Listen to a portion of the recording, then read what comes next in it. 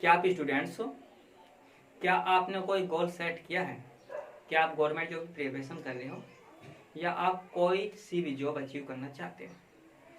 अगर आपका कुछ इस प्रकार का क्वेश्चन है तो बने रहिए आप हमारे साथ। मैं हूं आपका दोस्त मिस्टर अनंत कुमार और brain science trainer and motivational speaker. इस वीडियो में मिलेगा इन सभी क्वेश्चनों का जवाब और आप हो एक ही हमारे मोटिवेशनल चैनल पर। तो शुरू करते हैं आज का टॉपिक, गोल कैसे सेट करें, अपनी प्रिपरेशन को कैसे कंटिन्यू रखें। तो सबसे पहला पॉइंट है, अगर आप स्टूडेंट्स हो तो अपना जो स्टडी है उसको कंटिन्यू कैसे रखें और उसमें आप इम्प्लीमेंट कैसे कर सकते हो। तो सबसे पहले जो हमारी स्टडी होती है वो थ्योरी फॉर्मेट में होती है, जिसको याद करने के लिए हम पे बहुत प्रैक्टिस करनी पड़ती है।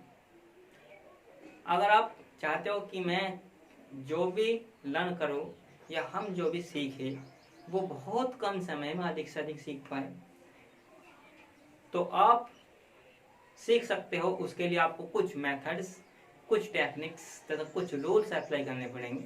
आप अपने सब्जेक्ट्स पर अप्लाई कर सकते हैं, अपने टॉपिक्स पर अप्लाई कर सकते हैं, या आप जो सभी सब्जेक्ट्स के बारे में डीपली पढ़ना चाहते हैं उस पर अप्लाई कर सकते हैं।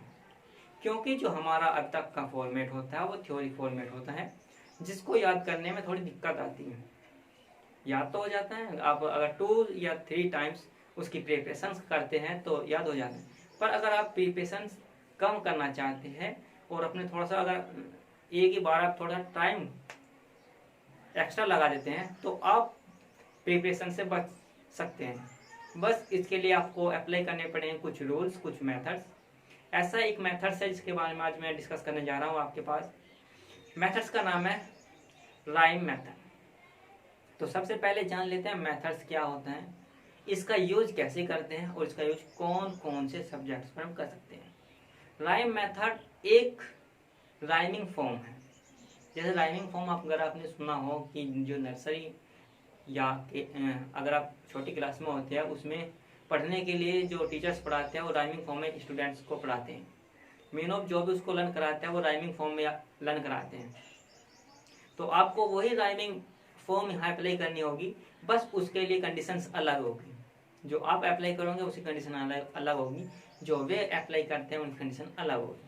वो कंडीशन क्या होगी, यहाँ पर आपको अप्लाई करते समय एक प्रिंसिपल को अप्लाई करना होगा इसके साथ, जिसका नाम होता है ABC प्रिंसिपल।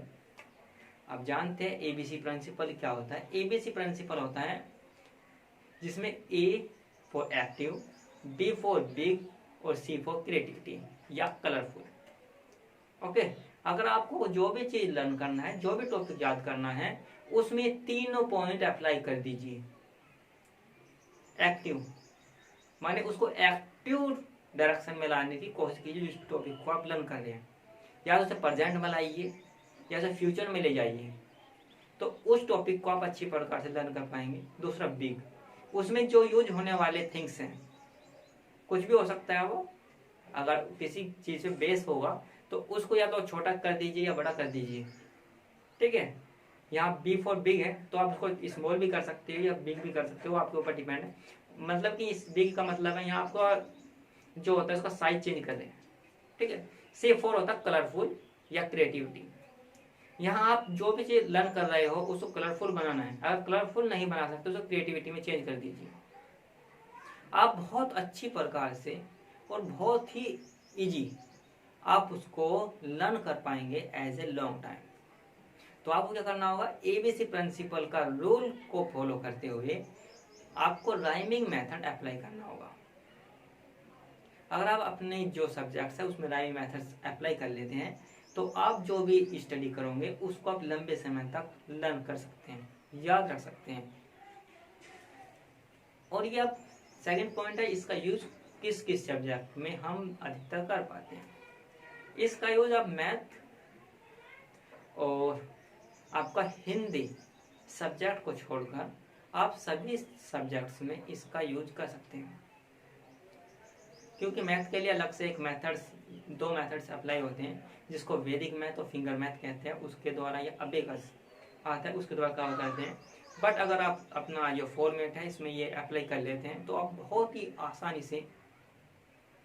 बहुत ही जल्दी अपने सिलेबस को कवर कर सकते हैं। इसमें जो अधिकतर प्रयोग, जिसमें ये अधिकतर प्रयोग होता है वो है आपका general knowledge, history, geography and science, और इसके बाद आता है आपको इंग्लिश, जिसमें सबसे अधिक इसका हम यूज करते हैं इस मेथड का। ओके, तो आप अपने सब्जेक्ट्स पर राइम मेथड का प्रयोग कीजिए, आप बहुत अच्छी प्रकार से इसको इंट्रोड्यूस कर सकते हैं। ओके, नेक्स्ट पॉइंट है गोल सेट। गोल सेट कैसे करना है? स्टूडेंट्स के लिए गोल सेट होते हैं नेक्स्ट क्लास के में जाना।